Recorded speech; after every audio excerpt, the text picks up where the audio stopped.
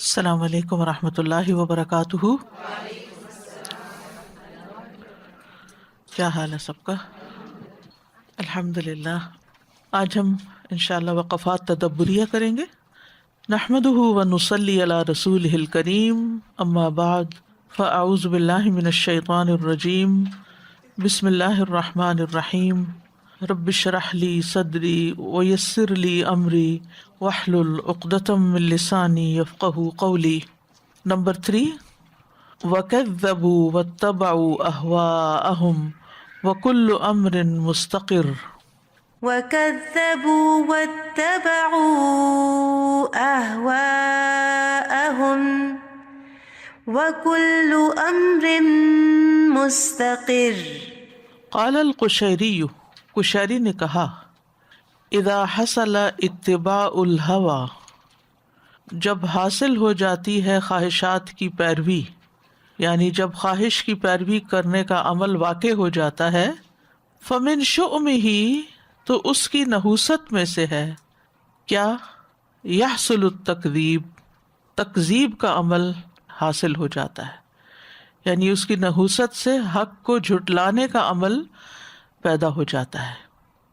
اور یہ ایک عام سی بات ہے، جب بھی انسان خواہشات کی پیروی کرتا ہے تو عموماً جو خواہشات ہیں وہ ٹکراتی ہیں حق سے۔ مثال کے طور پر آپ کو سونے کا دل چاہ رہا ہے، ٹھیک ہے نا، نیند آ رہی ہے، آپ کو فجر کے وقت اٹھنے کو دل نہیں چاہ رہا، تو آپ اپنی خواہش کی پیروی کرتے ہیں، تو اس وقت حی علی الصلاۃ اور حی علی الفلاح کی آواز آ رہی، تو آپ اس کا کیا کر رہے ہیں؟ انکار کر رہے ہیں کہ بھی میں نہیں آ رہا، میں سو رہا ہوں۔ تو یہ قدرتی بات ہے، وَكَذَّبُوا وَاتَّبَعُوا أَهْوَاءَهُمْ، تو یہ دونوں چیزیں ساتھ ساتھ چلتی ہیں۔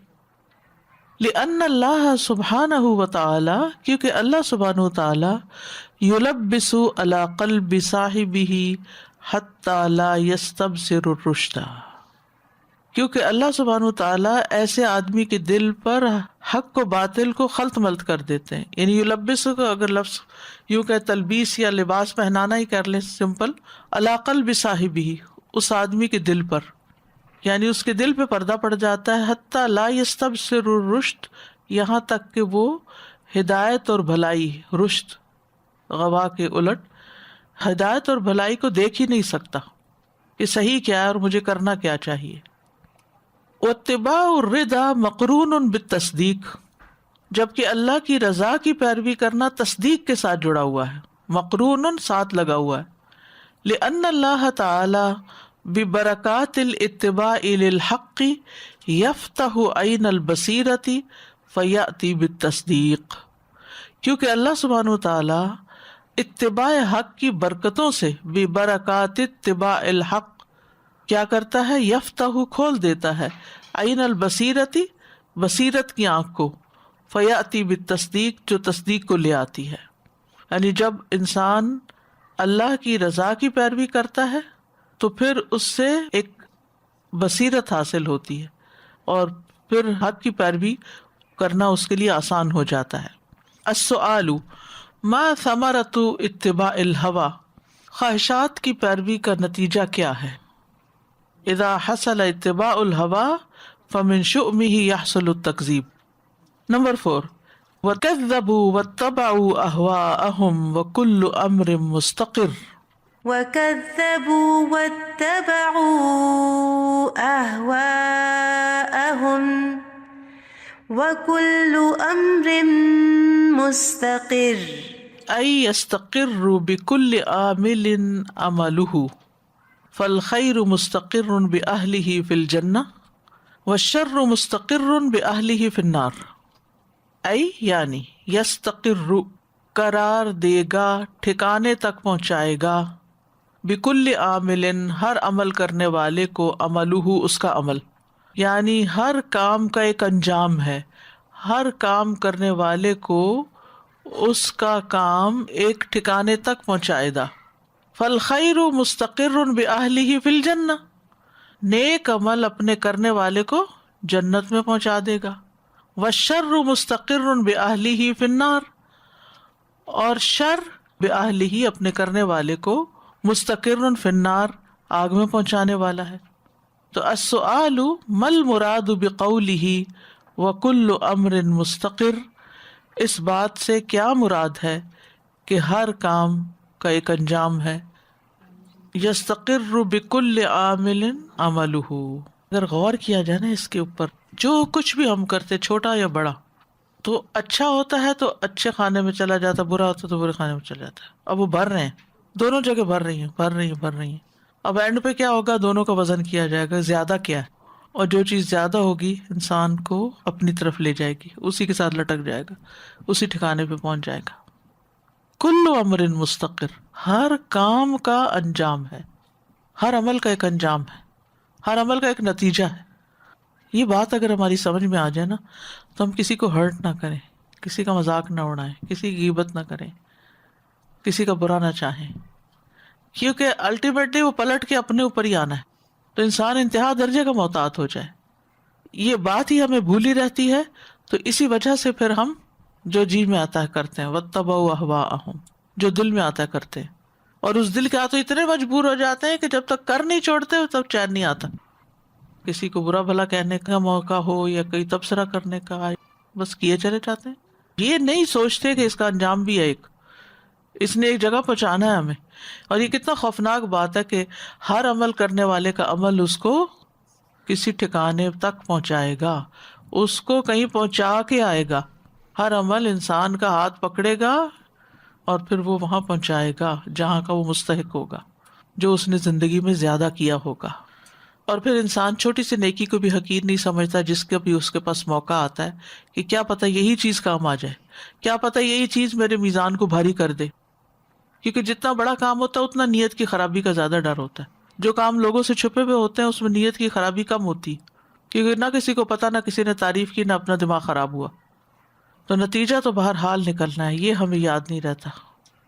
نمبر 5، خش عن أبصارهم يخرجون من الأجداث كأنهم جراد منتشر. الخشوع فی البصر، خشوع نگاہوں میں ہوتی ہے، آنکھوں میں ہوتی ہے خشوع. الخضوع والذلہ، اور وہ ان کا جھکنا اور ذلت محسوس کرنا. وأضاف الخشوع إلی الأبصار، اور اضافہ فرمایا خشوع کا نظروں کی طرف، نگاہوں کی طرف. لأن اثر العز والذل، کیونکہ عزت اور ذلت کے جو آثار ہوتے ہیں، اثرات ہوتے ہیں، یتبین فی ناظر الانسان، وہ انسان کی نظروں میں ظاہر ہوتے ہیں، آنکھ میں ظاہر ہوتے ہیں. قال اللہ تعالی، اللہ تعالیٰ کا فرمان ہے، ابصارها خاشعہ، کہ ان کی نگاہیں جھکی ہوئی ہوں گی. سورۃ النازعات میں آتا ہے. وقال تعالی خاشعین من الذل ينظرون من طرف خفی، کہ وہ ذلت سے جھکے ہوئے چھپی آنکھ سے دیکھ رہے ہوں گے. طرف خفی، خفی ہوتا ہے چھپی ہوئی چیز، طرف کہتے ہیں آنکھ کا کنارہ، یعنی آنکھ کے کناروں سے چھپ کے دیکھ رہے ہوں گے اور ان پہ ذلت چھا رہی ہوگی. تو دونوں جگہ آپ دیکھیں کہ خشوع کا تعلق آنکھوں سے. اسی طرح جب ہم نماز پڑھتے ہیں تو نماز میں جو خشوع ہوتا ہے وہ بھی سارے جسم کے مقابلے میں نگاہوں سے زیادہ نظر آتا ہے. اگر ہم نماز میں کھڑے ہیں، چاہے ہم بالکل ساکت کھڑے ہیں، لیکن جو آیا اس کو دیکھ رہے ہیں، اور کبھی ادھر دیکھ رہے ہیں، کبھی اوپر دیکھ رہے ہیں، کبھی کچھ، تو اس سے کیا پتہ چلتا ہے کہ کوئی خشوع نہیں ہے. لیکن اگر ہمارا پورا قلبی دھیان نہیں بھی ہے ذکر کی طرف یا اللہ کی طرف، لیکن ہماری آنکھیں جھکی ہوئی ہیں، تو کم از کم دیکھنے والا ضرور کہہ سکتا ہے کہ یہ سکون سے نماز پڑھ رہا ہے، خشوع سے پڑھ رہا ہے. کافی تو نہیں اتنا کہ ہم صرف ظاہری حلیہ ایسا بنا لیں، لیکن جب ظاہر میں ہم لاتے ہیں خشوع تو اندر بھی آ جاتا ہے وہ. اور یہ وائس ورثہ بھی ہوتا ہے، اندر آتا ہے تو پھر ظاہر میں بھی آ جاتا ہے. جب انسان ذلت محسوس کرتا ہے تو نگاہیں اس کی شرمندگی کے مارے جھک جاتی ہیں. جی استاذہ جی، مجھے جز 29 یاد آ رہا تھا، اس میں بھی 2 جگہ تو کل رات میں ہی میں پڑھ رہی تھی، خاشعۃ ابصارہم ترہقہم ذلہ، ذلہ، یس، کہ نظریں جھکی ہوئی اور چھا رہی ہوگی ان کے اوپر ذلت. بالکل. جی سازی، اصل میں یہاں پہ تو جب جاب کے لیے جائیں نا تو یہ لوگ آئی ٹو آئی کانٹیکٹ کو باقاعدہ سکھاتے ہیں.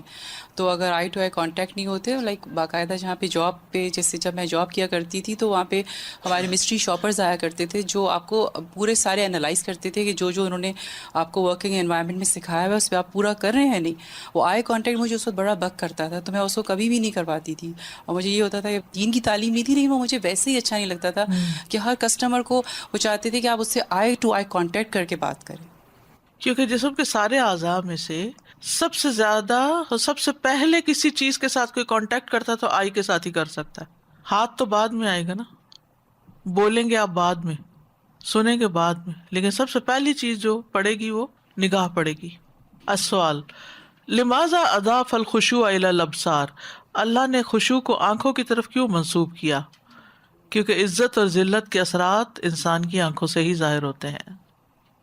نمبر 6 مهطعين إلى الداع يقول الكافرون هذا يوم عسر.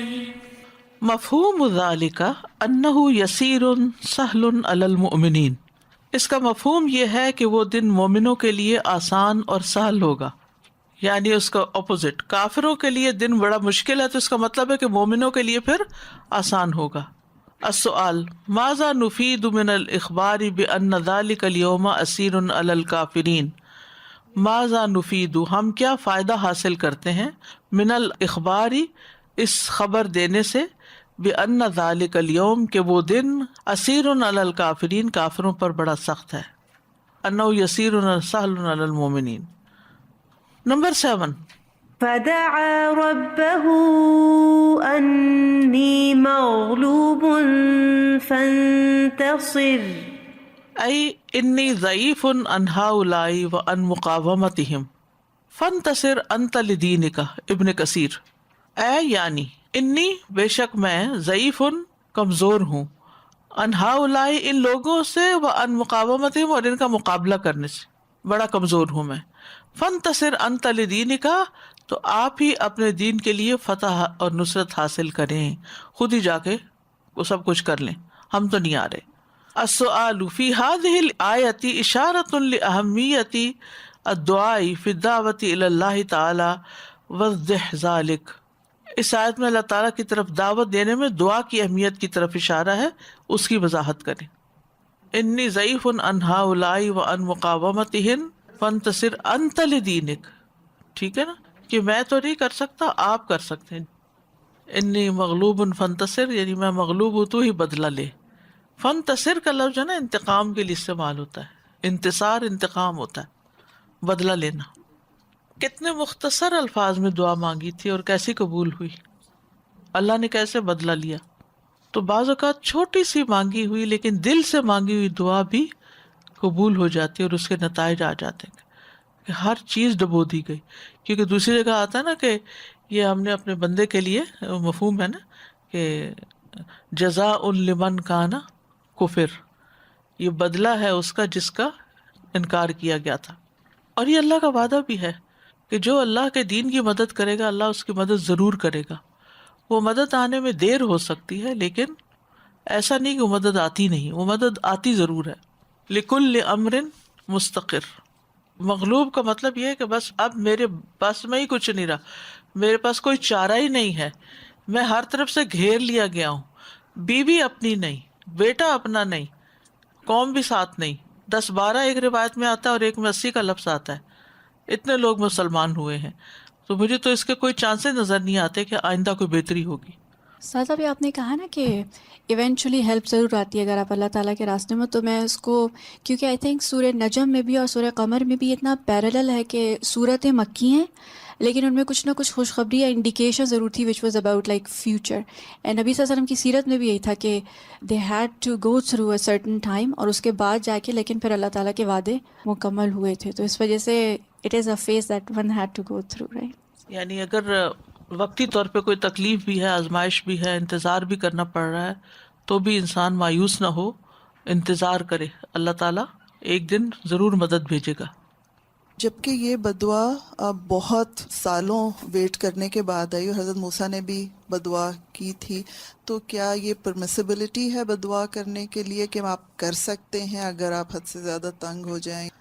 کیونکہ بدعا تو کبھی کرنے کے لیے دل چاہتا ہے تو رک جاتا ہے، منہ تک آتے آتے دل سے تو نکلتی ہے بات لیکن آپ کے منہ پہ نہیں آتی. لیکن میں ان جگہوں کو دیکھ کے میں سوچ رہی تھی کہ کیا پرمیسیبلٹی ہے یہ؟ جب ایسے حالات ہو جائے کہ کچھ بھی چارہ اور نہ ہو، یعنی ہر کوشش، دیکھیں نا سورۃ نوح میں آتا ہے، یعنی کوئی طریقہ ہی نہیں تھا ان تک پہنچنے کا، کیونکہ ان کا یہ تھا کہ اگر ان کی یہ نسلیں پیدا ہوتی رہی نا تو یہ ایک لامتناہی سلسلہ ہے بگاڑ کا، تو ان سب کی جڑ کٹنی چاہیے تاکہ نئی پود اگے.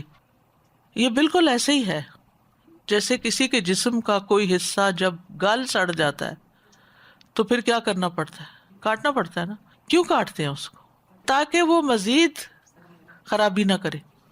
استاذہ بد دعا جو انبیاء نے دی تھی وہ تو دین کے مخالفوں کے لیے دی تھی نا، اب ہماری بد دعا کس کے لیے ہوتی ہے؟ ہم تو اپنے پرسنل لیول کے لیے کرتے ہیں نا. تو بس مجھے یہی تھا کہ اس میں پھر ہمیں محتاط رہنا چاہیے، کیونکہ غلط اگر کسی کو بد دعا دیں تو کہتے ہیں نا وہ لوٹ کے آ جاتی ہے. جی ہو سکتا ہے کہ آپ ہی قصوروار ہوں، جس کے لیے آپ بد دعا کر رہے ہیں ہو سکتا ہے کہ آپ ہی قصوروار ہوں.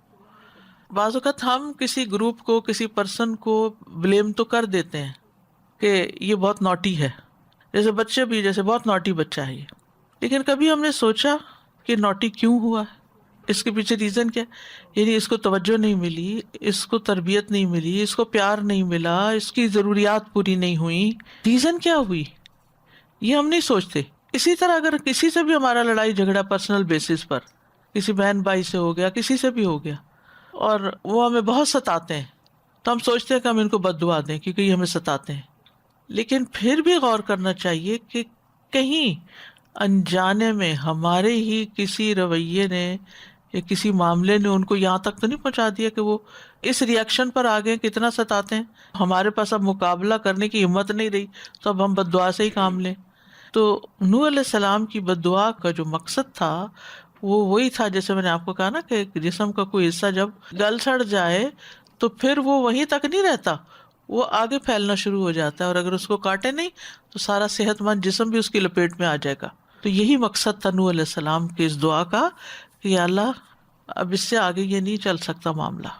یعنی میں نے تو اپنی ساری ہمت لگا دی، میں اب مغلوب ہو گیا ہوں، میرے میں تو اتنی بھی سکت نہیں کہ میں مزید کچھ کر بھی سکوں، تو اب آپ خود ان کو سنبھال لیں. استاذہ جی یہ بھی ہوتا ہے نا کہ جیسے جہاں جہاں مسلمانوں کا استحصال ہو رہا ہوتا ہے تو وہاں پہ بحیثیت مسلمان قوم بجائے اس کے کہ کوئی پولیٹیکل کیمپین چلائی جائے یا وہاں کے لیڈرز سے جا کے کوئی بات کی جائے یا کچھ اس مسئلے کا کوئی پرماننٹ حل نکالا جائے، صرف باتیں ہوتی ہیں یا پھر بد دعاؤں کا سہارا لیا جاتا ہے. میں بھی یہی کہنے والی تھی، میں یہی سوچ رہی تھی کہ ہو سکتا ہے یہ ہم لوگ کی بد دعائیں ایک دوسرے کے لیے ہیں، کیونکہ ہم لوگ کبھی بھی مل کے دعا نہیں کرتے. اگر ایک دیوبندی ہوتا ہے تو ایک بریلوی ہوتا ہے، تو مجھے تو یہ بات ہی سمجھ میں نہیں آتی. جیسے میں نے بھی اگر فاتحہ کرنا چھوڑ دیا، مجھے لگتا ہے کہ شرک نہ ہو جائے میری غلطی سے مجھے، تو میں نے ایک پریکاشن میں چھوڑا، تو مجھے ایک سائڈ کر دیا گیا پوری فیملی سے، تو پھر ان لوگ کے دل سے دعا نہیں نکلتی اپنے ہی لوگوں کے لیے. اگر ہم ایک دوسرے کے لیے دعا کریں تو بہت سارے راستے نکل سکتے ہیں، لیکن ہم لوگ کہتے ہیں کہ یہ جہنمی ہے، یہ جہنمی ہے، کرتے کرتے ایک دوسرے کو کرس ہی کرتے رہتے ہیں. یس یہ گمراہ ہے اور یہ جنت میں نہیں جائے گا اور اس کے پیچھے نماز نہیں ہوتی اور اس طرح کی بہت ساری چیزیں کھلے عام کافر کہہ دیتے ایک دوسرے. سر آپ نے جو بات کہی نا کہ اگر کسی کے ساتھ کوئی ایشو ہے اور جیسے باقی لوگوں نے مینشن کیا اور انڈر لائنگ ریزن کی طرف توجہ کرنا کہ ایکچولی ایسا ہے کیوں، میں سمجھتی ہوں کہ آج کل اتنی زیادہ بات چیت ہوتی ہے ایمپیتھی کے اوپر، رائٹ، کہ ایمپیتھی ہے کہ دوسرے کے شوز میں جا کے ایکچولی فیل کرنا کہ وہ پرسن ایسے فیل کرتا کیسے. اور میں نبی صلی اللہ علیہ وسلم کی سنت میں یا ہم سیرہ میں جتنا دیکھتے ہیں، نبی صلی اللہ علیہ وسلم نے زنا کرنے کے لیے ایک شخص آیا کہہ رہا میں زنا کروں گا، نبی صلی اللہ علیہ وسلم جسٹ کام اینڈ دین اس کو وہ کویسچن کر کے اس کو انٹیروگیٹ یا اس کی اویکننگ کرنے کے لیے، اینڈ دین کوئی ٹانٹ نہیں، کوئی کرٹیسائز نہیں کیا، اور وہ کتنا جی وہ کتنا کمفرٹیبل تھا استاذہ کہ وہ آ گیا نبی صلی اللہ علیہ وسلم کے پاس. یعنی کیسی اسپیس تھی کہ ڈائریکٹ لیڈر تک آ گئے اور انہوں نے اپنی ایکسپریشن کو ظاہر بھی کر دیا. نبی صلی اللہ علیہ وسلم اتنی ایمپیتھی کی مثالیں ملتی ہیں، اور وہ جو حدیث بھی ہے نا کہ وہ مجھے اتنی اچھی لگتی ہے، الدین والنصیحہ، کہ گوئنگ فار ابو، اور اللہ تعالیٰ ہم سے واقعی کتنا ہائی کیریکٹر اخلاق ڈیمانڈ کرتے ہیں کہ ہم جو اوپر سرفیس کے اس کے نیچے اسکریچ کر کے جائیں اور دیکھیں اور محسوس کریں درد پھر دوسرے شخص کا. نمبر 8. وَلَقَدْ يَسَّرْنَا الْقُرْآنَ لِلذِّكْرِ فَهَلْ مِن مُدَّكِرٍ.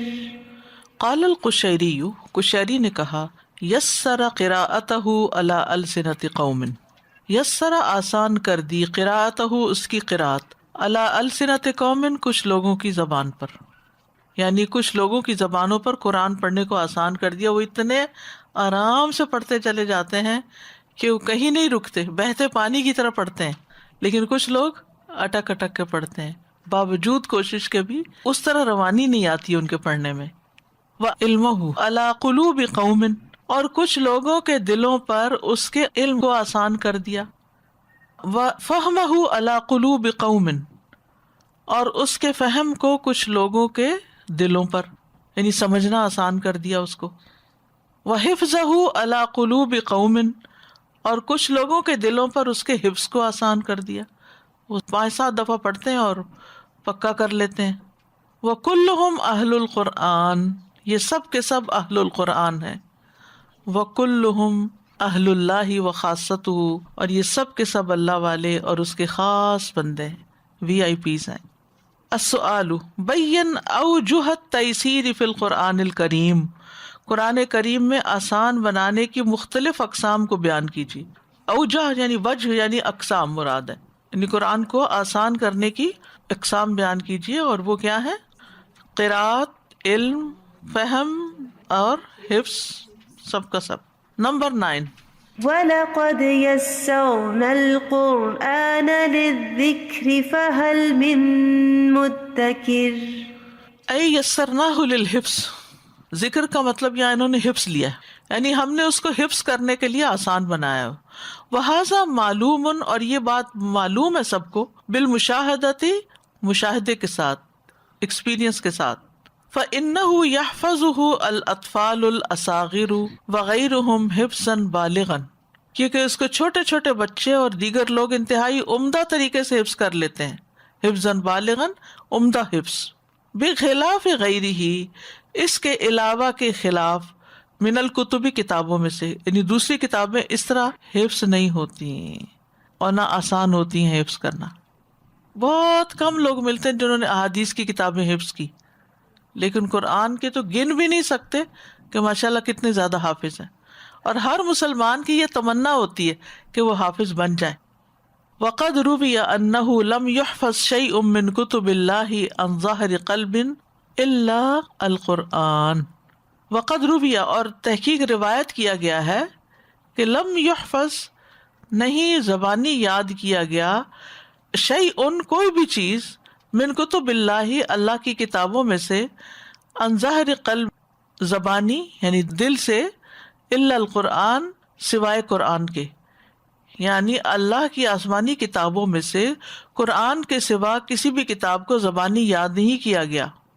وقیلا، اور کہا گیا، معنی الآیتی، اس آیت کا مطلب یہ ہے، سہلناہ للفہم والاتعاظ بہ لما تضمن من البراہین والحکم البالغہ، ہم نے اس کو فہم کے لیے، فہم کی خاطر، والاتعاظ بہ، اور اس سے نصیحت حاصل کرنے کے لیے آسان کیا ہے.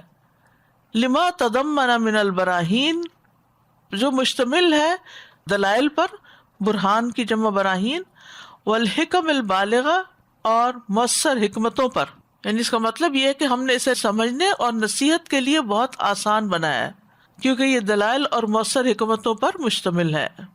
السؤال کیف یسر اللہ عز وجل القرآن للذکر، اللہ عز وجل نے قرآن کو کیسے نصیحت کے لیے آسان کیا ہے؟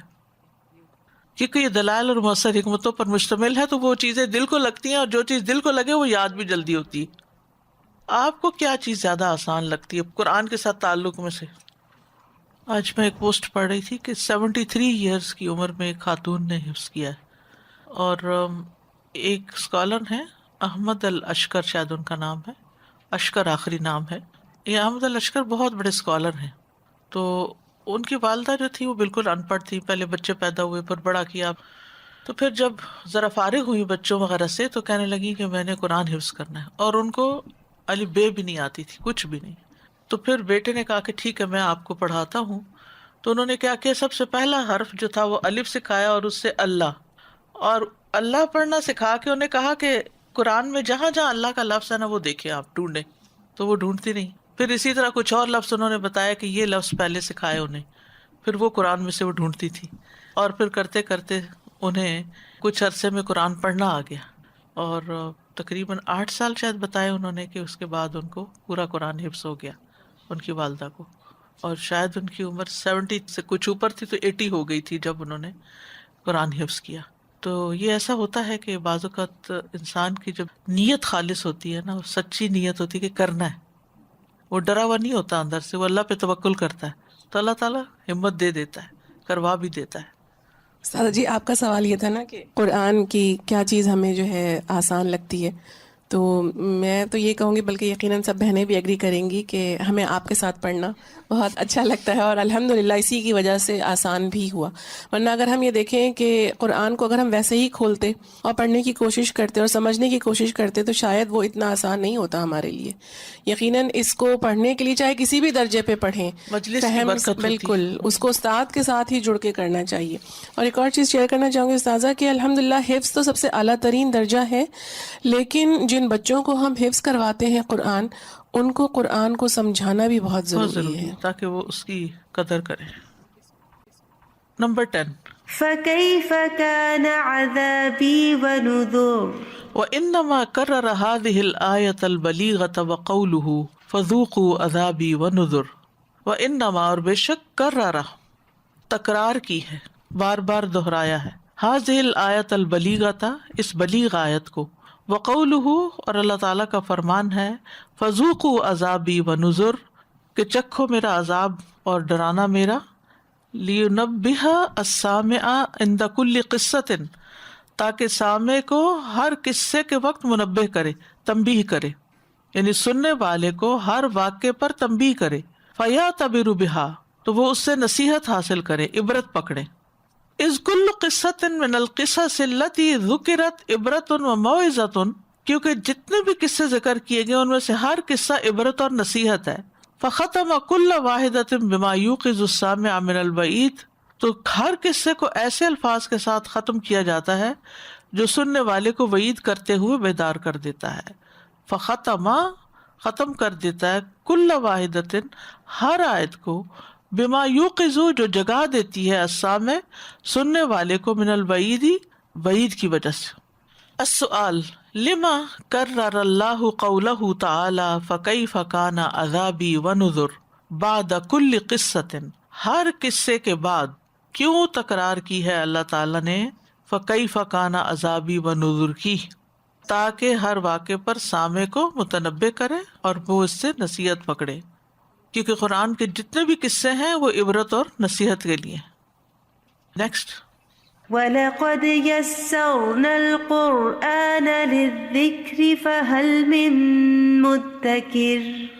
ایسر شیء سب سے آسان چیز، بحمد اللہ اللہ کی حمد سے، اللہ تعالیٰ کی تعریف سے، یا الحمدللہ جسے ہم کہتے ہیں الحمدللہ سب سے آسان چیز، علی النفوس دلوں پر، نفسوں پر، تحصیلہ اس کو حاصل کرنا، وحفظہ اور اس کو حفظ کرنا، وفہمہ اور اس کا فہم حاصل کرنا، ہوا کتاب اللہ الذی یسرہ للذکر وہ اللہ ہی کی کتاب ہے جس کو سمجھنا سب سے آسان ہے نصیحت کے لیے، للذکر یعنی سب سے زیادہ جس چیز کو حاصل کرنا، اس کو حفظ کرنا، اس کو سمجھنا سب سے آسان ہے وہ اللہ ہی کی کتاب ہے. وَإِنَّمَا الَّذِي هُوَ فِي غَايَةِ الصُّعُوبَةِ وَالْمُشَقَّةِ مُقَدَّرَاتُ الْأَذْهَانِ اور بے شک وہ چیز، یعنی صعوبت کہتے ہیں مشکل کو، مشقت جو مشقت ہوتی ہے، یعنی جو چیز انتہائی مشکل اور مشقت والی ہے، زیادہ مشقت اور تکلیف والی ہے، وہ کیا ہے؟ مقدرات الاذہانی وہ ذہنوں کے اندازے ہیں، یعنی ذہنوں کی فرض کی ہوئی باتیں ہیں، یعنی انسانی ذہن کی پروڈکٹ ہے، ان کو سمجھنا مشکل ہے.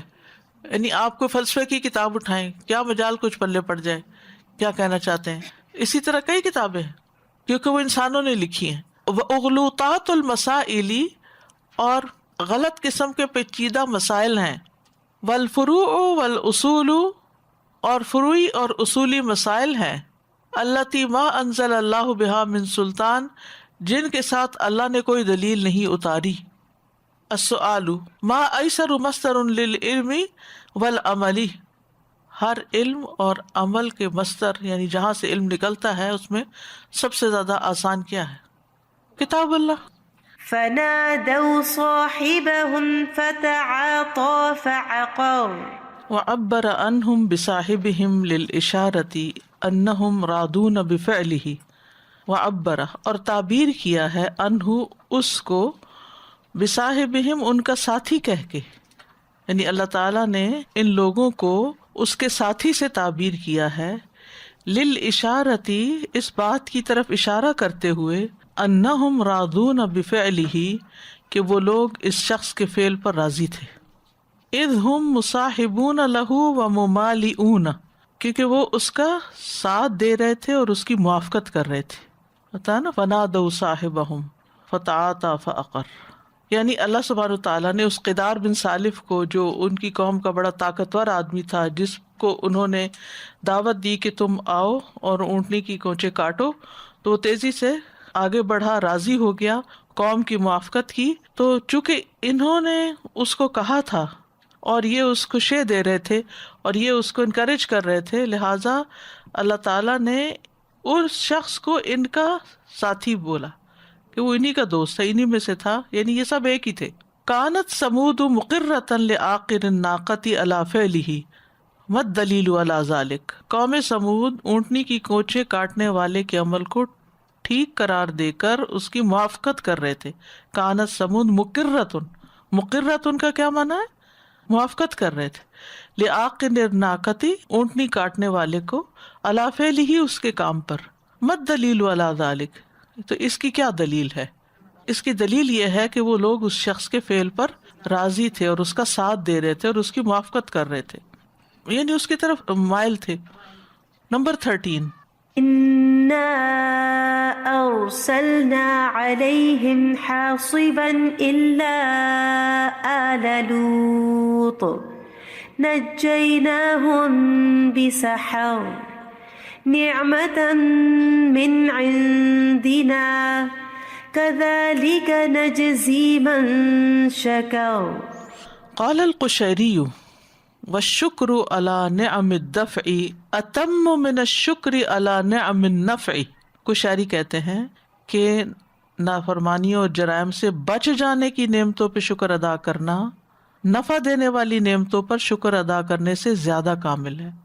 والشکر علی نعم الدفع، بلا کا دفع ہونا، جرائم کا دفع ہونا، نافرمانیوں کا دور ہونا، اس پر زیادہ بڑا شکر ادا کرنا چاہیے.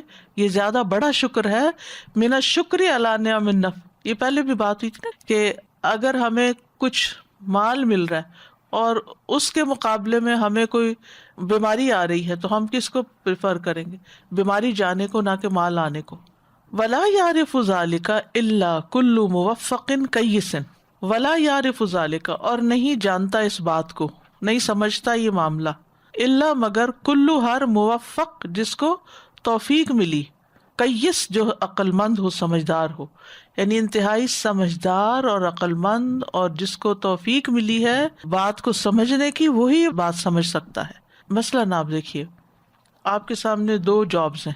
ایک جاب ہے جس میں آپ کو اپنا دین کمپرومائز کرنا پڑ رہا ہے لیکن پیسے زیادہ ہیں، اور دوسرا جس میں پیسے تھوڑے کم ہیں لیکن آپ اپنے دین پر بھی پورا عمل کر سکتے ہیں.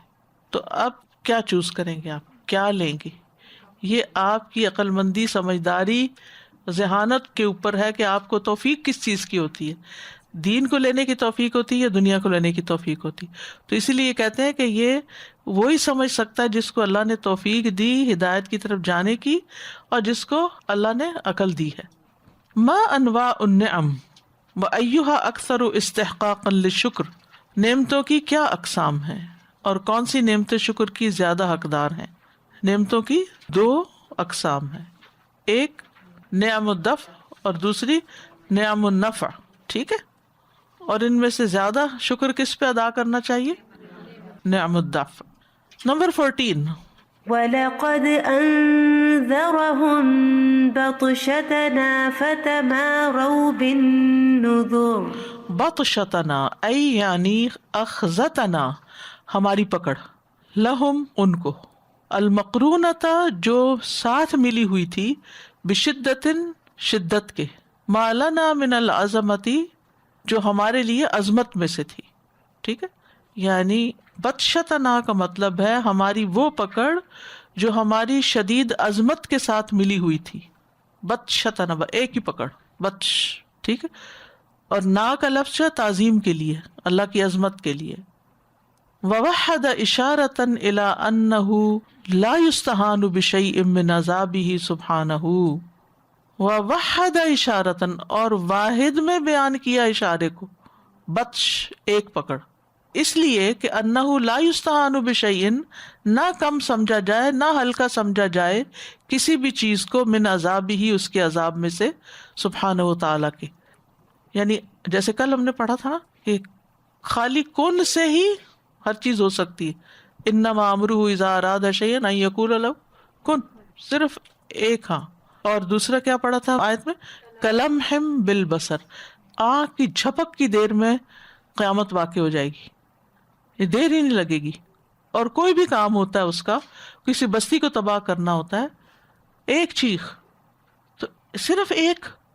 ہم تو ایک کسی چھوٹی سی چیز کو ہی مارنے لگے تو اس کو کئی ڈنڈے ماریں گے تو جب جا کے وہ چیز پھر بھی ہاتھ سے نکل جائے. تو یہاں پر اللہ سبحانہ تعالیٰ کی بہت بڑی عظمت کا پتہ چلتا ہے کہ اس کی ایک ہی پکڑ کافی ہے، بطش کافی ہے.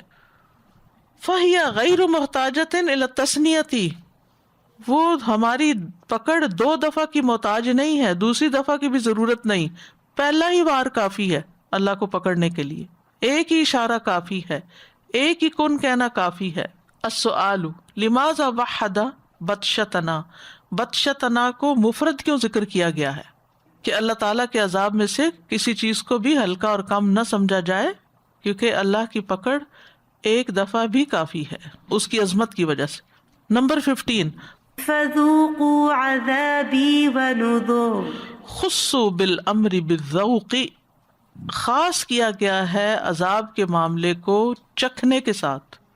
لما فی فاحشتہم الخبیثۃ، کیونکہ ان کی خبیث بے حیائی میں، ما یستلذونہ وہ لذت حاصل کرتے تھے. یعنی قوم لوط جو تھی وہ اپنی انتہائی بے حیائی کے کام میں بڑی لذت محسوس کرتی تھی. تو اس لیے اس کے بدلے میں، کیونکہ الجزاء من جنس العمل، یہ اصول معلوم ہے نا کہ جزا ویسی ہی ہوتی ہے جیسا انسان کا کام ہوتا ہے، ویسا ہی بدلہ ہوتا ہے.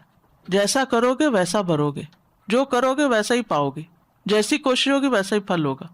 تو اس لیے ان کا جو عمل تھا، عمل قوم لوط، اس میں ان کو بڑی لذت ملتی تھی. تو اللہ نے ان پہ جب عذاب ڈالا تو ان کو کہا کہ اب جیسے اس برے کام کا مزہ چکھتے تھے ایسے ہی اب اس عذاب کا مزہ چکھو.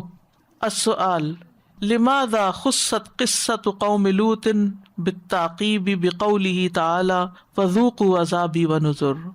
قوم لوط کے واقعے کے بعد، تعقیب کا مطلب ہوتا ہے بعد، عقب، اللہ تعالیٰ نے اپنے فرمان فذوقوا عذابی ونذر کو خاص طور پر کیوں ذکر کیا؟ یعنی باقی قوموں کے علاوہ اس کے بعد فذوقوا کا لفظ خاص طور پر آیا. لماذا خصت، کیوں خاص کیا گیا ہے؟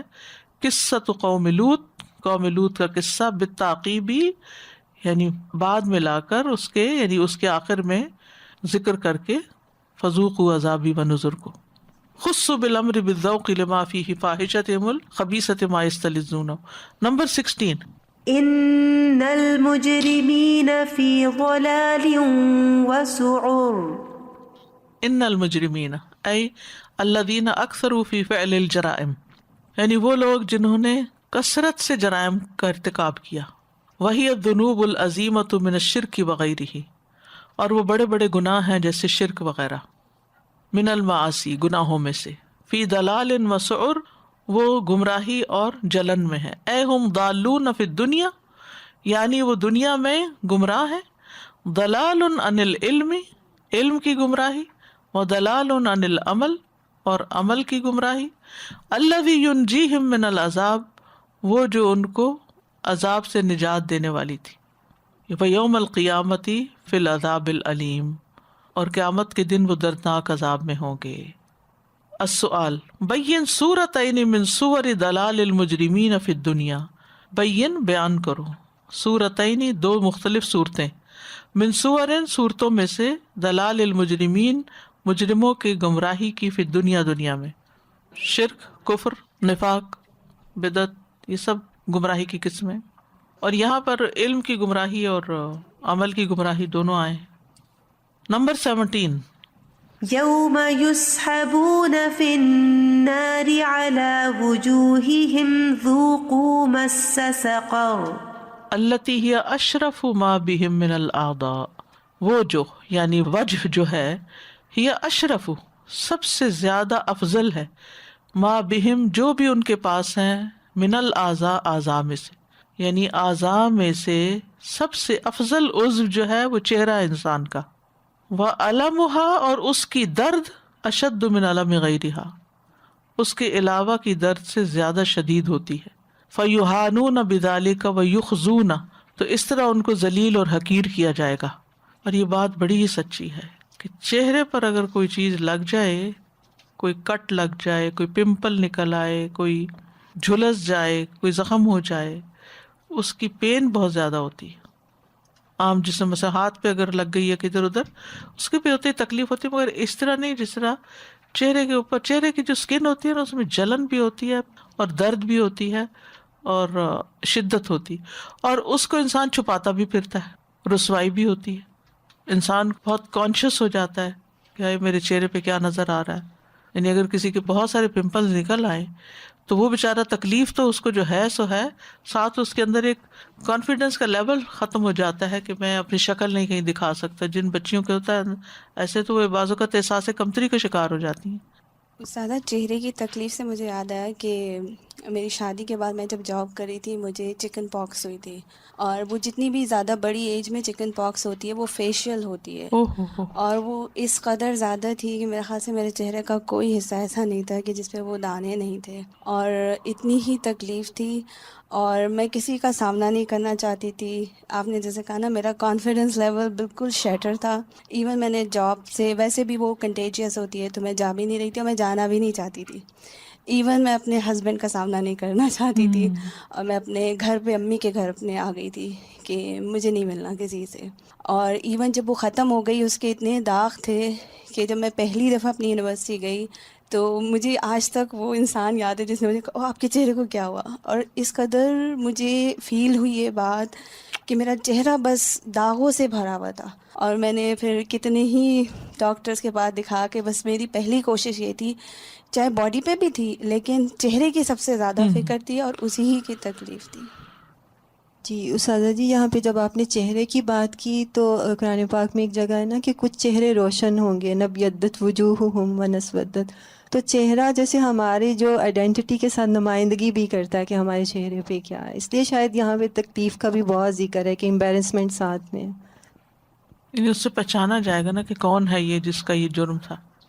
السؤال فی عقوبۃ اللہ للمجرمین بہذہ الطریقۃ علم جسدی و علم نفسی، اللہ کا سزا دینا مجرموں کو اس طریقے پر، فی عقوبۃ اللہ للمجرمین بہذہ الطریقۃ، اس میں کیا ہے؟ فی میں علم درد ہے، جسدی جسمانی، و علم نفسی اور درد ہے نفسیاتی ذہنی، یعنی اس سزا میں جسمانی اور نفسیاتی دونوں طرح کی تکلیف ہے۔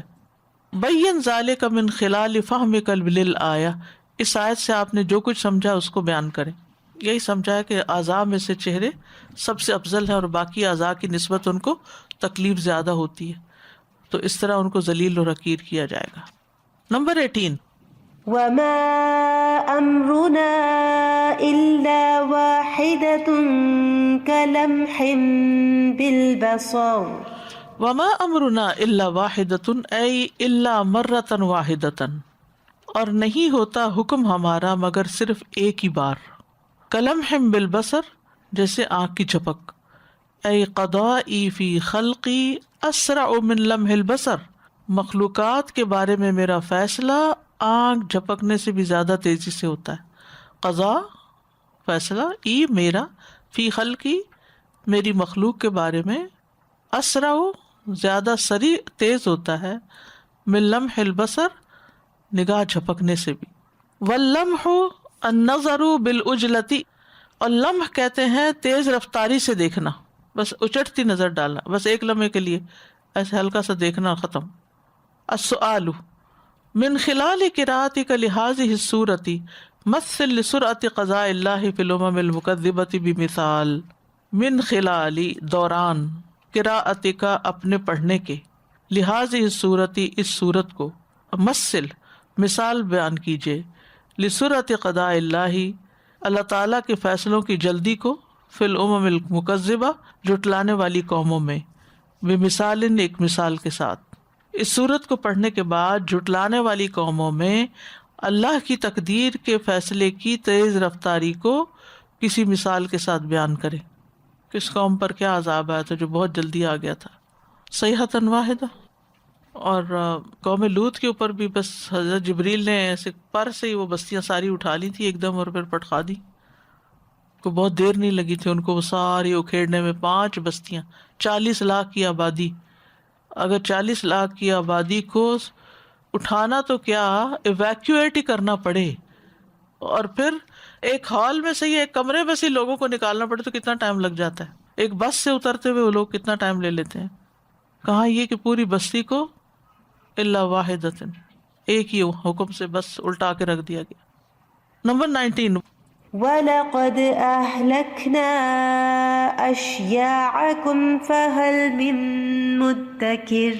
وَلَقَدْ أَهْلَكْنَا أَشْيَاعَكُمْ مِنَ الْأُمَمِ السَّابِقِينَ الَّذِينَ عَمِلُوا كَمَا عَمِلْتُمْ، اور البتہ تحقیق ہلاک کیا ہم نے ان جیسوں کو، یعنی من الامم السابقین سابقہ امتوں میں سے، الذین عملوا جنہوں نے عمل کیے، کما عملتم جیسا تم عمل کر رہے ہو، وکذبوا کما کذبتم اور انہوں نے جھٹلایا جیسے تم جھٹلا رہے ہو.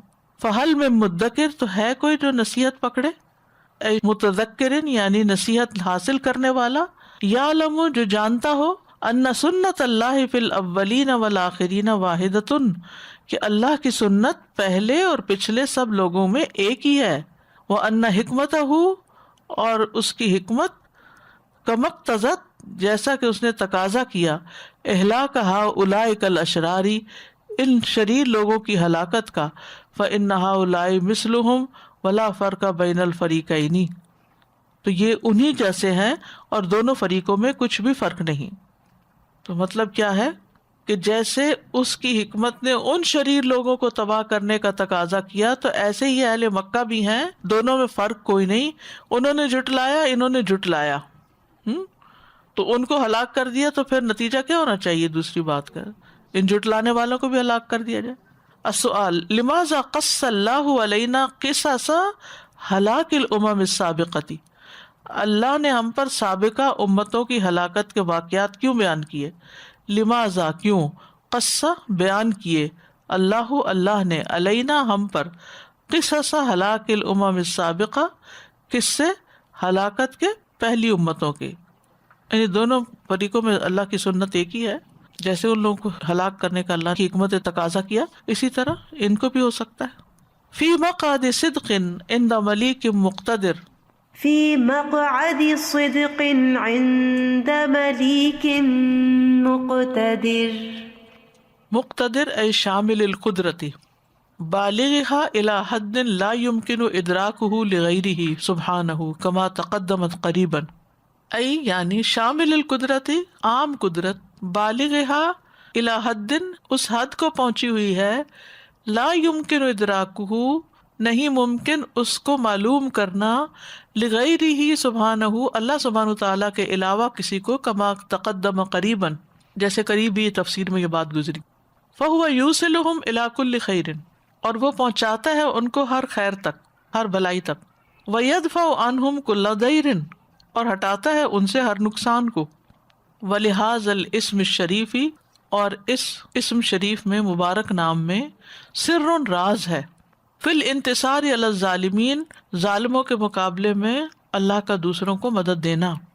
ملیک اور مقتدر میں یہ سینس پائی جاتی ہے کہ اللہ تعالیٰ پوری طرح کنٹرول کیے ہوئے ان کو اور پوری قدرت رکھتا ہے ان پر، اس لیے ان کو پکڑ سکتا ہے اور جن کے خلاف یہ سب کچھ کر رہے ہیں ان کو بچا سکتا ہے، یعنی ماننے والوں کو ان کے دشمنوں پر فتح عطا کر سکتا ہے. السؤال ما دلالت وصف اللہ تعالی بالمقتدر، اللہ تعالیٰ کا وصف مقتدر کس چیز پر دلالت کرتا ہے؟ کہ اللہ تعالیٰ ان کو ہر بھلائی پہنچا سکتا ہے، ہر نقصان سے دور ہٹا سکتا ہے اور ظالموں کے مقابلے میں ان کو فتح دے سکتا ہے.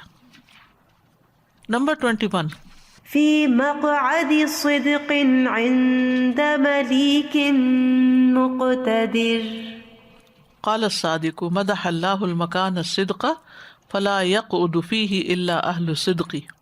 صادق نے کہا کہ اللہ نے تعریف کی ہے، مدح اللہ تعریف کی ہے اللہ نے، المکان الصدق سچائی کے مقام کی، فلا يقعد فیہ الا اہل الصدق، تو اس مرتبے پر صرف سچائی والے ہی بیٹھیں گے، جلوہ افروز ہوں گے.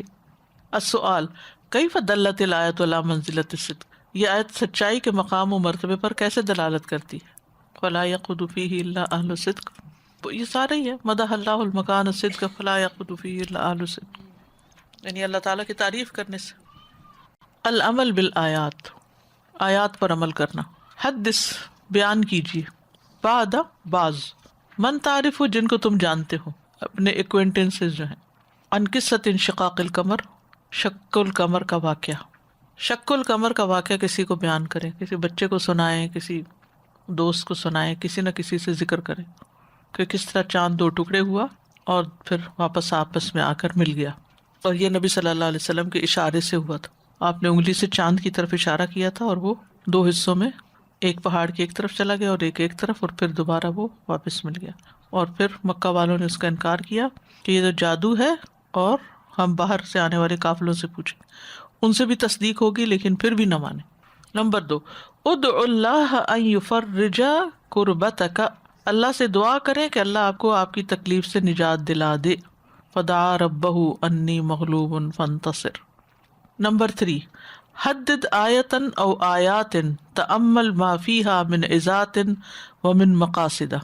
حدد متعین کریں، آیتن کوئی ایک آیت، او آیاتن یا کچھ آیتیں، وتأمل اور غور کریں، ما فیہا جو بھی ان میں ہے، من عظات ومن مقاصدہ جو نصیحتیں اور مقاصد ہیں ان پہ غور و فکر کریں. اور وہ آیت ہے وَلَقَدْ يَسَّرْنَا الْقُرْآنَ لِلذِّكْرِ فَهَلْ مِن مُدَّكِرٍ. اس آیت کی روشنی میں، کیونکہ یہ کہتی ہے آیت کہ قرآن سمجھنے کے لیے آسان ہے، تو آپ قرآن میں غور و فکر کریں، سمجھیں اور پھر شیئر کریں. نمبر 4 قل کہیے، اللہم انی اعوذ برضاک من سخطک وبمعافاتک من عقوبتک. اے اللہ میں تیری ناراضگی سے تیری رضا مندی کی پناہ میں آتا ہوں اور تیری سزا سے تیری معافی کی پناہ میں آتا ہوں. آمین. یہ دعا پڑھیے. فکیف کان عذابی ونذر. نمبر 5 اشکر اللہ، اللہ کا شکر ادا کرو، علی نعمہ علیک، ان نعمتوں پر جو آپ پر اس نے کی ہیں، باللسانک اپنی زبان سے. کوئی نعمت سوچیں اور اس پہ شکر کہیں بول کے. الحمدللہ قرآن کا علم اللہ نے دیا، فہم دیا. وشکرہ بعملک، اور عمل سے بھی اس کا شکر ادا کریں، اس کے لیے کوشش جاری رکھیں. بالتقرب الیہ بطاعت من الطاعات، اطاعت کے کاموں میں سے اس کا تقرب حاصل کرنے کے لیے، یعنی نیک اعمال کر کے اس کا تقرب حاصل کریں، یہ عملی شکر ہوگا. نعمۃ من عندنا کذالک نجزی من شکر. نمبر 6 استخرج فائدتین، 2 فائدے نکالیں، من خلال قراءتک، اپنے ریڈنگ کے دوران جو آیات آپ نے پڑھی ہیں، فی ہذہ الصفحۃ، اس صفحے میں. نمبر 7 حدث شخصا عن احوال جہنم، جہنم کی ہولناکیاں کسی شخص سے بیان کریں. او اکتب مقالا عن ذالک، یا اس کے بارے میں کوئی مضمون لکھیں. یوم یسحبون فی النار. نمبر 8 کل دعا مانگے، اللہم انی اسألک الجنۃ ونعیمہا وما قرب الیہا من قول وعمل. اے اللہ میں تجھ سے جنت کا سوال کرتا ہوں اور ہر اس قول اور عمل کی توفیق کا سوال کرتا ہوں جو اس سے قریب کر دے. التوجیحات. نمبر 1 الایمان بقرب الساعۃ یورث عند صاحبہ العمل الصالح. قیامت کے قریب ہونے پر ایمان لانے والا انسان نیک عمل کرنے لگتا ہے. الایمان بقرب الساعۃ یورثو یعنی پیدا کر دیتا ہے عند صاحبہ ایمان لانے والے کے دل میں العمل الصالح. اس کی دلیل پتہ کیا ہے؟ قرآن مجید میں متعدد جگہوں پر بتایا گیا کہ جو آخرت پر ایمان نہیں لاتے ان کے اعمال کتنے بگڑے ہوئے ہوتے ہیں. مثلا منافقین، مثلا ویل للمطففین الذین اذا اکتالوا علی الناس یستوفون واذا کالوہم او وزنوہم یخسرون الا یظن اولئک انہم مبعوثون لیوم عظیم یوم یقوم الناس لرب العالمین. جو انسان یہ بھولتا ہے نا وہ ناپ تول میں کمی کرتا ہے. ارأیت الذی یکذب بالدین فذلک الذی یدعو الیتیم. کیا تم نے دیکھا جو آخرت کو جھٹلاتا ہے؟ یہی تو ہے وہ جو یتیم کو دھکے دیتا ہے. تو وجہ کیا ہے؟ آخرت کو جھٹلانا وجہ ہے، اسی لیے وہ یتیم کو دھکے دے رہا ہے کیونکہ اس کو پتہ کسی نے پوچھنا نہیں مجھ سے. ولا یحض علی طعام المسکین.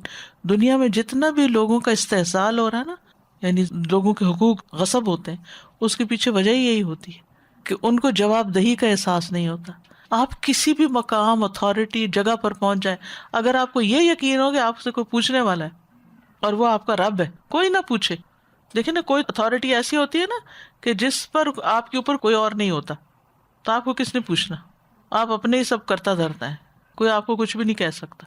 بچے آپ کو کچھ نہیں کہہ سکتے، آپ کے بہن بھائی آپ کے آس پاس نہیں ہیں، لوگ آپ کو جو آپ کے نیبرہڈ وغیرہ میں وہ آپ کو کچھ نہیں کہتے. تو بہت سے لوگ پھر خرابیوں میں مبتلا ہو جاتے ہیں، انتہا درجے کے غلیظ گندے کام کرنا شروع کر دیتے جب ان کو یہ ہوتا ہے کہ کوئی پوچھنے والا نہیں. تو یہ آخرت کا جو فکر ہے نا، مالک یوم الدین، اور دین کیا ہے؟ بدلہ. دین کا مطلب بدلہ، جزا کا دن ہے وہ. تو جس کو یہ پتا ہو کہ بدلہ ملنے والا ہے، جزا سزا ملنے والی ہے، یہ چیز انسان کے اندر خوف پیدا کرتی ہے اور پھر انسان کے اعمال میں تبدیلی آتی ہے.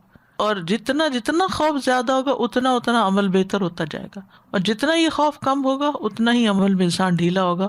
اور خواہشات جو ہوتی ہیں نا انسان کی، وہ انسان کی آنکھ پہ پردہ ڈال دیتی ہیں، اور رو میں بہہ کے اور دنیا کی رونقوں میں بہہ کے انسان غلط کاموں کے پیچھے دوڑ پڑتا ہے. اللہ تعالیٰ بچائے سب کو. نمبر 2، اتباع الہوی یحمل الانسان علی الکذب. خواہشات کی پیروی انسان کو جھوٹ بولنے پر ابھارتی ہے. میں کسی کا واقعہ سن رہی تھی، انہوں نے کہا کہ میرا والد جو تھا وہ ایک صوفی انسان تھا، یعنی نیک انسان تھا. تو 14 سال کی عمر میں نے قرآن حفظ کر لیا. وہ مجھے قاری کہتا تھا اور وہ مجھے دین کی طرف لانا چاہتا تھا، باپ اور یہ کہ دین کی خدمت کے لیے. لیکن کہتے کہ میں نے کہیں ایک فلم دیکھ لی اور میں اس سے اتنا متاثر ہوا کہ بالآخر ایکٹر بن گیا. اور یہ نہیں کہ ایک فلم دیکھ لوں، جب ایک دیکھ لی تو وہ پھر خواہش پیدا ہو گئی، پھر دوسری، پھر تیسری، اور ہر دفعہ باپ سے جھوٹ بولتا تھا. ہر دفعہ وہ پوچھتا تھا کہ تم کہاں تھے، تو میں کچھ ادھر ادھر کا بہانہ کر دیتا تھا. تو ہوتا یہی ہے کہ جو شخص خواہشات کی پیروی کرنا چاہتا ہے، تو بہت سی خواہشات ایسی ہوتی ہیں جو ایک معاشرے یا ایک خاندان کے اندر ریکمینڈڈ نہیں ہوتی یا ایکسیپٹیبل نہیں ہوتی کہ ان کی پیروی کی جائے. پھر انسان چھپ چھپ کے غلط کام کرتا ہے، چھپ کے حرام کام کرتا ہے، اور پھر اس کو کور کرنے کے لیے جھوٹ بولتا ہے. تو اتنی سچی بات ہے نا، خواہشات کی پیروی انسان کو جھوٹ بولنے پر ابھارتی ہے. کیونکہ باپ کو اگر پتہ چل جاتا کہ بیٹا کس چیز میں پڑ گیا ہے تو بر وقت شاید کوئی علاج ہو جاتا. اس بات کو بھی سوچیں کہ بچے ماں باپ کو کیوں نہیں بتاتے کہ ہم نے غلط کام کیا ہے. بتائیں گے آپ مجھے؟ یس، ماں باپ کی ناجائز سختی، ماں باپ کی جو ناجائز سختی ہوتی ہے، یہ سب سے بڑا عنصر ہوتا ہے بچوں کو بگاڑنے میں.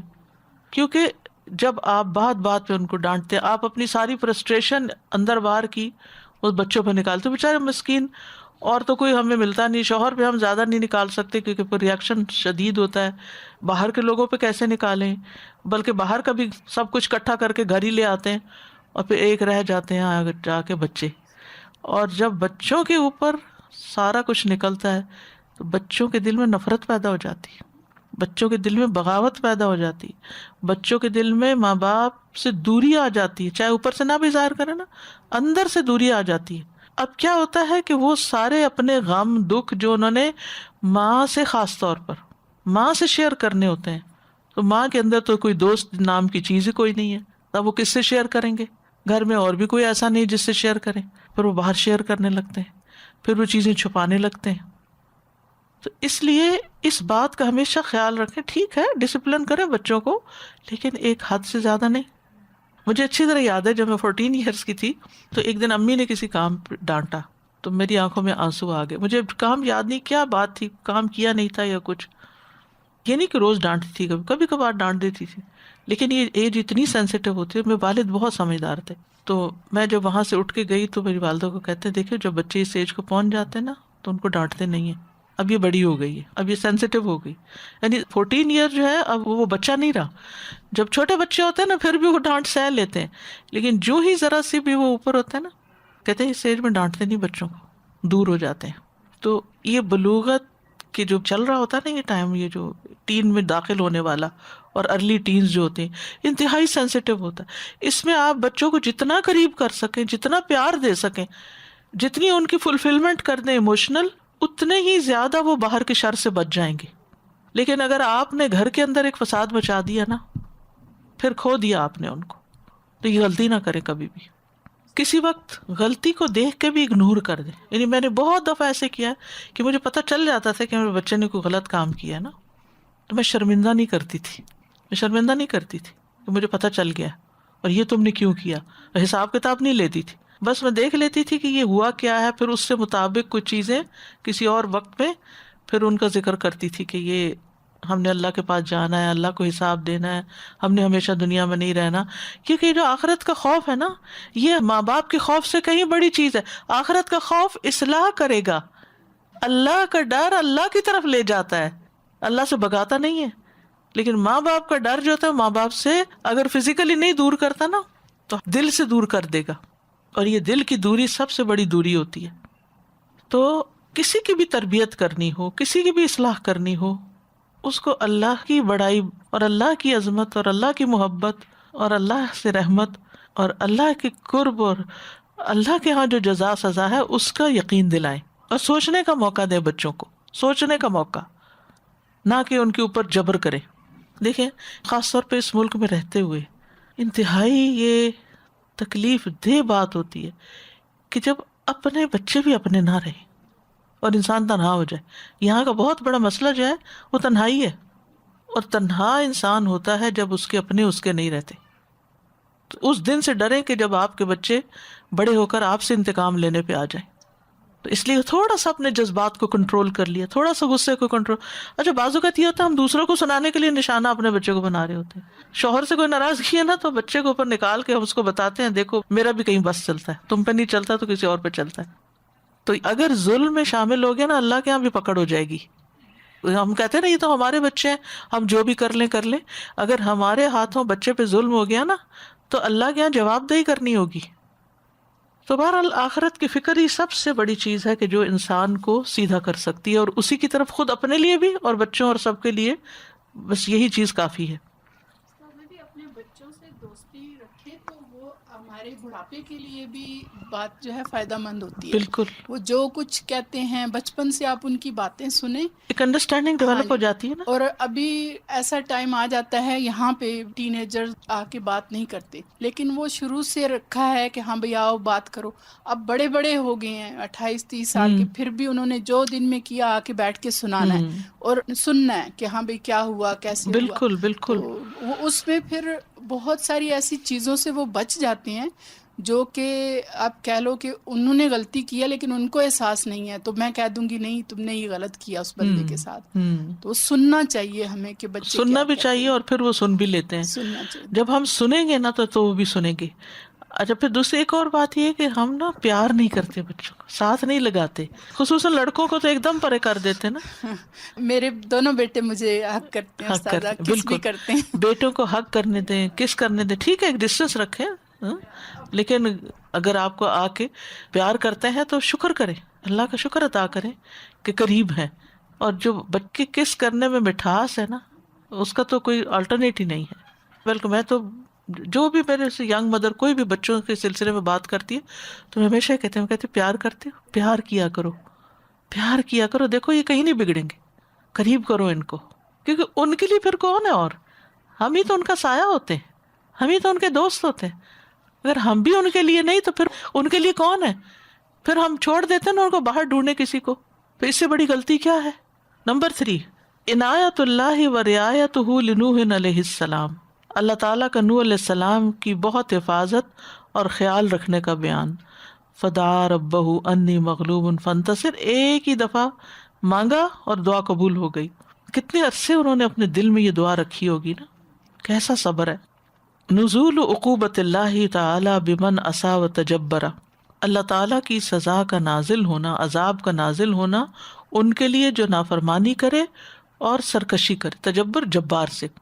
وَلَقَدْ تَرَكْنَاهَا آیَةً فَهَلْ مِن مُدَّکِرٍ. نمبر 5, من سنن اللہ تعالی ابتلاء الانبیاء و اتباعہم, اللہ تعالیٰ کی سنتوں میں سے ہے کہ وہ انبیاء اور ان کے پیروکاروں کو آزمائش میں ڈالتا ہے. اللہ اکبر. جو اللہ کے جتنا قریب ہوتا ہے نا, جس سے اللہ محبت کرتا ہے, اس کو آزما لیتا ہے. فقالوا ابشرا منا واحدا نتبعہ انا اذا لفی ضلال وسعر. نمبر 6, الحذر من نزول عقوبت اللہ تعالی بمن کذب وعصى, اللہ تعالیٰ کی تکذیب اور اس کی نافرمانی کرنے والے کے لیے نازل ہونے والے عذاب سے ڈرانے کا بیان. الحذر ڈرانا, خبردار کرنا, من نزول عقوبت اللہ تعالی بمن کذب وعصى. نمبر 7, کن واثقا بوعد اللہ و نصرہ, اللہ کے وعدے اور اس کی مدد پہ پورا پورا بھروسہ کیجیے. سیہزم الجمع ویولون الدبر. نمبر 1, الایمان بالقضاء والقدر, قضاء و قدر پر ایمان لانا. انا کل شیء خلقناہ بقدر. اب یہ جو انہوں نے بات کی تھی نا یہاں پر نمبر 3 میں, کہ آیات میں موجود نصیحت اور مقاصد پر غور و فکر کریں. فدعا ربہ, والی آیت میں نے کہا تھا لے لیتے ہیں. فدعا ربہ انی مغلوب فانتصر. پہلی چیز کیا پتہ چلتی ہے اس میں؟ دعا. کب؟ ویسے تو ہر موقع پر, لیکن جب مشکلات انتہا کو بھی پہنچ جائیں تو بھی بندوں کا سہارا نہیں. انبیاء ہمیشہ اللہ کا سہارا لیتے رہے ہیں, اللہ کو خوب پکارتے رہے, اللہ سے دعائیں کرتے رہے ہیں. ٹھیک ہے. پھر ربہ, اس سے کیا بات پتہ چلتی ہے؟ اپنے رب سے. جب ہم کہتے ہیں نا ربی, تو ایک کلوزنس فیل ہوتی ہے, ایک قرب محسوس ہوتا ہے. ربی, تو انہوں نے ربہ, اپنا ہی رب, اپنا ہی تو ہے, اس سے نہیں مانگیں گے تو کس سے مانگیں گے؟